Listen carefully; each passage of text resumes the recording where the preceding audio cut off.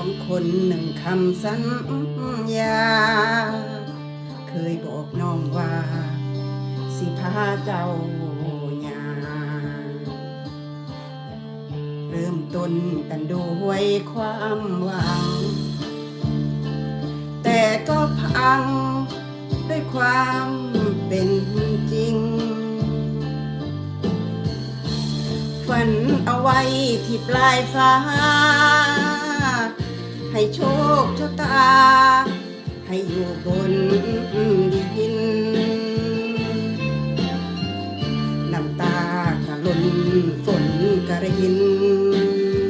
หรือเพิ่นได้ยินก็เลยปลอบเฮานางเศร้าคือคนสิ้นหวังอยู่ลำพังด้วยความมึนเมาหากคนข้างกายยังเป็นเจ้าก็คงเศร้าบอกเบา